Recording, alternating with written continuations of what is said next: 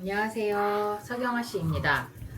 무더웠던 여름이 지나간 것처럼 2025년도 상반기를 지나 하반기로 가고 있는데요. 하반기에 나의 기운은 어떨지 지금부터 하나하나 짚어드리도록 하겠습니다. 잘 참고해 두셨다가 이 어려운 시기에 도움이 되셨으면 합니다. 말띠 여러분들 같은 경우에는 그동안 노력에 비해 성과가 없었다고 보여져요. 2025년도 하반기에는 어떨지 24세부터 60세까지 천천히 말씀드리겠습니다. 24세 여러분들은 공부 운이 좋아요. 다른 것을 새롭게 시작하기보다는 공부에 집중하셔서 학업에 전념하시는 것이 좋을 것이라고 생각됩니다. 학업이라고 하면 꼭 대학교만 있는 것이 아니잖아요. 대학교에 못 가신 분들도 있고 취업 전선에 뛰어드신 분들도 계실 텐데 자격증이나 뭐 이런 공부를 하시면 요즘에는 공부보다는 전문적인 일이 뜨잖아요. 그 자격증이 나중에는 직업으로 연결되어서 훨씬 수월하게 풀릴 수 있을 거라고 보여집니다. 근데 이분들은요, 사고수가 있어요. 마음이 좀 들뜨거든요. 여행은 가지 않으셨으면 좋겠습니다. 가까운 데라도 버스나 내가 운전하지 않고, 아직 운전면허 없으신 분들도 많죠. 그래도 요즘에는 운전면허가 필수더라고요. 나이에 상관없이 어려서부터 다 따더라고요. 차가 있으신 분들은 내가 운전하는 차가 아니고 다른 사람이 운전하는 차를 안전벨트는 꼭 매시고 1시간 이상 거리는 가지 마시고 가까운 곳으로 가셔서 기분 전환하시고 오시면 좋을 것 같습니다. 그리고 이분들 같은 경우에는 연애운은 너무 일러요. 공부운이 좋다고 했잖아요. 연애에 신경 쓰기보다는 공부에 집중하셔서 한 발 더 나아갈 수 있는 발돋움이 되었으면 좋겠습니다. 또 이분들은 건강은 뭐 젊으니까 크게 신경 쓰지 않고 관리만 잘 하시고 넘어가시면 2025년 하반기에도 무난하게 넘길 수 있으실 것 같습니다. 다음으로 36세 말씀드리겠습니다. 직장운이 괜찮으세요. 지금 현재 계시고 있는 직장의 운이 좋아서 그 직장운이 나의 금전운으로 연결돼서 금전운이 조금씩 열릴 것으로 보입니다. 금전운이 좋다고 해서 너무 씀씀이를 헤프게 하지 마시고 우선 제일 안정적인 기관이 우리나라에서는 은행이잖아요. 우선 돈이 있으면 쓰게 돼요, 이분들은. 그러니 우선 내가 만약에 100만 원을 벌었으면 거기에서 반이면 좋고 조금 무리를 해서라도 한 반 이상, 한 70%에서 80% 정도는 은행에 묶어두시고 지출을 하시면 돈을 모으실 수 있을 거라고 보여집니다. 그리고 이분들은 문서운도 들어와 있어서 계약이나 뭐 공부를 하셔도 좋을 것 같아요.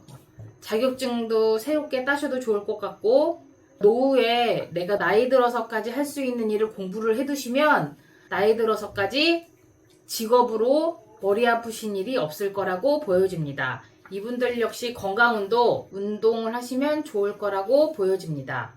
운동도 너무 무리한 운동은 하지 마시고 그 배드민턴 같은 경우 있잖아요. 요즘 날씨도 선선해서 더운 날씨도 아니고 조금 뛰면 약간의 이 심장 박동수를 올려주는 건 건강에도 이롭대요. 돈도 안 들고 건강에도 이롭고 이 날씨 좋은 날 맑은 공기 마시면서 운동하시면 건강도 챙기실 수 있고 돈도 아끼고 일거양득이라고 보여집니다. 이분들은 연애운은 아직 들어오지 않은 것 같아요. 이미 있으신 분들도 있고 없으신 분도 있겠지만 있으신 분들은 현재 인연에 집중하시고 없으신 분들은 조금 더 기다리셨다가 여태도 기다렸는데 6개월 더 기다린다고 해서 어떻게 당장 되는 거 아니잖아요. 내가 외롭다 뿐이지.